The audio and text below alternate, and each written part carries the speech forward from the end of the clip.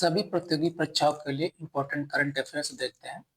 22 जनवरी 2026 का आपकी पाठशाला द्वारा। इसका पहला प्रश्न है 21 जनवरी 2026 को किन तीन राज्यों ने अपना 54वां स्थापना दिवस मनाया, यानी स्टेटहुड डे। ए असम, नागालैंड, मणिपुर। बी त्रिपुरा, मणिपुर, मेघालय। सी सिक्किम, अरुणाचल प्रदेश, मेघालय। डी त्रिपुरा, मिजोरम, मणिपुर। ठीक है, तो कौन है ये? तो ऑप्शन बी है ये, त्रिपुरा, मणिपुर और मेघालय ने अपना 54वां स्थापना दिवस मनाया।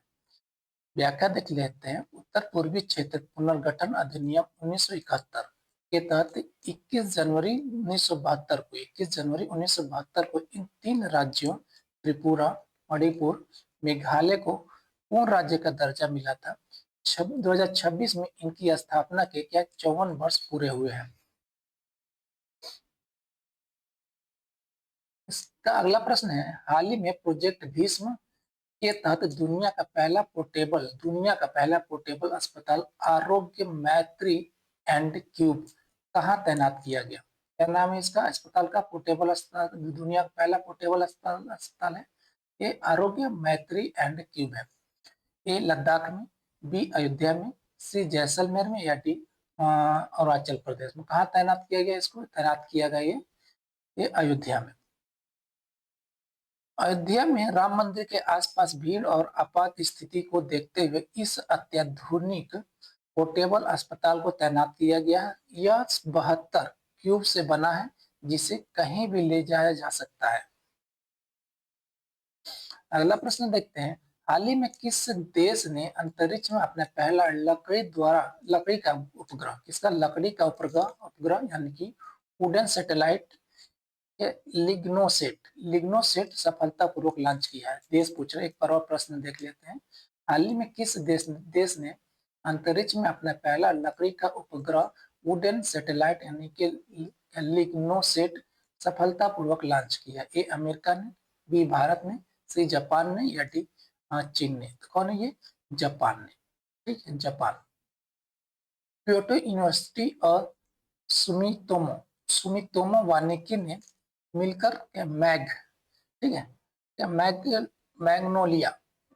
मैग्नोलिया लकड़ी से बना यह उपग्रह विकसित किया है।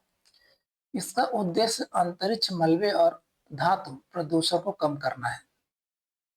अगला प्रश्न देखते हैं, 21 जनवरी 2026 को इंडिया ओपन 2026 बैडमिंटन टूर्नामेंट की महिला एकल का खिताब किसने जीता? ए पीवी सिंधु, बी ताई तुजू इंग, सी एन से यांग, या डी चेन यूफी। कौन है किसने जीता? ये जीता है एन से यांग। ठीक है, कहाँ की? दक्षिण कोरिया की। ठीक है, दक्षिण कोरिया की एन से यांग ने नई दिल्ली में आयोजित इंडिया ओपन के फाइनल में जीत दर्ज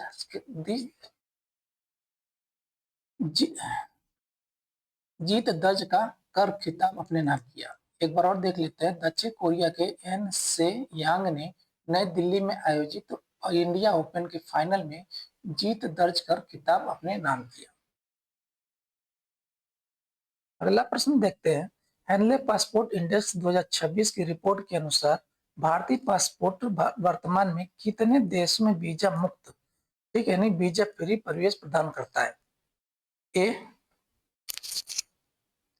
60, बी 62, सी 66, या डी 70। कितने देश? ये 62 देश में वीजा फ्री है। ठीक है, तो ऑप्शन बी। 2026 की पहली तिमाही की रिपोर्ट के अनुसार भारतीय नागरिक अब 62 देशों में बिना वीजा के यात्रा कर सकते हैं। सूचकांक में, ठीक है, भारत के 82वें स्थान पर, यानी 82 स्थान पर है। अगला प्रश्न देखते हैं, हाल ही में G7 देशों के स्वास्थ्य मंत्रियों की बैठक कहाँ आयोजित की गई? ए लंदन में, बी बर्लिन में, सी टोक्यो में, या डी रोम में। तो कहाँ आयोजित की गई इनका बैठक? ये रोम में। इटली की अध्यक्षता में रोम में आयोजित इस बैठक में भविष्य की महामारियों और वन हेल्थ दृष्टिकोण पर चर्चा की गई। अगला प्रश्न देखते हैं, हाल ही में चर्चा में रहा आईएनएस संधायक। इसका आईएनएस संधायक क्या है? ए परमाणु पनडुब्बी, बी विमान वाहक पोत, सी सर्वेसेल यानी सर्वेक्षण जहाज, या डी मिसाइल विध्वंसक। तो ये क्या है? सर्वे सेल वेसल है, सर्वे वेसल यानी सर्वेक्षण जहाज है ये आईएनएस संधायक। यह गार्डन रिच शिप बिल्डर्स द्वारा निर्मित पहला बड़ा सर्वेक्षण जहाज है जो समुद्र की गहराई और चार्ट बनाने में सक्षम है। अगला प्रश्न देखते हैं, हाल ही में किसे सशस्त्र सीमा बल यानी कि एसएसबी का नया महानिदेशक नियुक्त किया गया यानी कि डीजी, डायरेक्टर जनरल। ठीक है, ए शत्रुजीत सिंह कपूर को, बी दलजीत सिंह चौधरी को, सी रश्मि शुक्ला को, या डी अनीश दयाल सिंह को। किसको नियुक्त किया गया है? ये नियुक्त किया गया है दलजीत सिंह चौधरी को। वरिष्ठ आईपीएस अधिकारी दलजीत सिंह चौधरी को जनवरी 2026 में एसएसबी प्रमुख की कमान सौंपी गई है।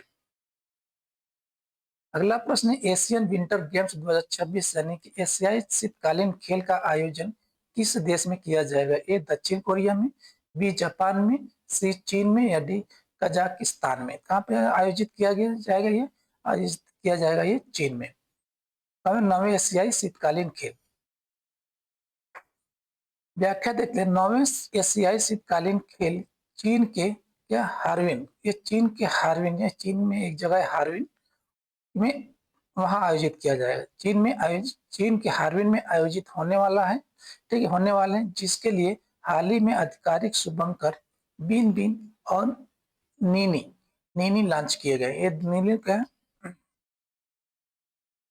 अगला प्रश्न देते हैं, हाल ही में किस राज्य सरकार ने, बोला किस राज्य सरकार ने एक जिला एक उत्पाद के तहत डिजिटल यूनिटी मॉल के निर्माण की घोषणा की? क्यों डिजिटल यूनिटी मॉल?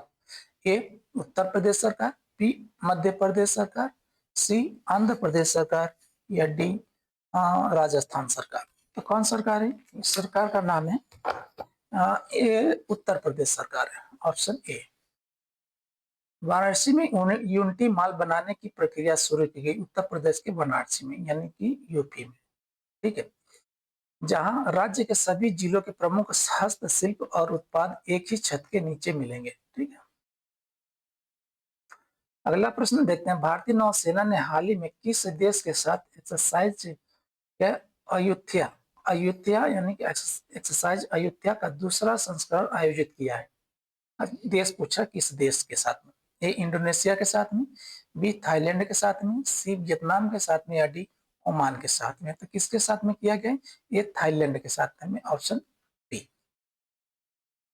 अयुत्या का अर्थ है अजय। यह अभ्यास भारत की अयोध्या अयोध्या और थाईलैंड की अयुत्या शहर अयोध्या और थाईलैंड के अयोध्या शहर के ऐतिहासिक संबंधों को भी दर्शाता है। अगला प्रश्न देखते हैं, हाल ही में चर्चा में रहा है अमृत धरोहर कार्यक्रम किस मंत्रालय की पहल है? ए संस्कृति मंत्रालय, बी पर्यटन मंत्रालय और पर्यावरण मंत्रालय की, सी शिक्षा मंत्रालय की, या डी शहरी विकास मंत्रालय की। किसकी पहल है? ये पहल है पर्यटन मंत्रालय और पर्यावरण मंत्रालय की। अमृत धरोहर कार्यक्रम पर्यटन मंत्रालय और पर्यावरण मंत्रालय की पहल है। इसका उद्देश्य भारत के रामसर स्थलों का संरक्षण करना और वहां इको टूरिज्म यानी प्रकृति पर्यटन को बढ़ावा देना है। अगला प्रश्न है, हाल ही में किस खिलाड़ी ने बीसीसीआई द्वारा आयोजित क्रिकेट ऑफ द ईयर 2024-25 का खिताब जीता है? ठीक है, ए रोहित शर्मा ने, बी विराट कोहली ने, सी शुभमन गिल ने, या डी मोहम्मद शमी ने। तो कौन? ये शुभमन गिल हैं जिन्होंने बीसीसीआई द्वारा आयोजित क्रिकेट ऑफ द ईयर 2024-25 का खिताब जीता है। व्याख्या देखते हैं, घरेलू और अंतर्राष्ट्रीय क्रिकेट में उनके शानदार प्रदर्शन के लिए बीसीसीआई ने शुभमन गिल को या क्रिकेट ऑफ द ईयर 2024-25 पुरस्कार से सम्मानित किया है। थैंक यू जी, धन्यवाद।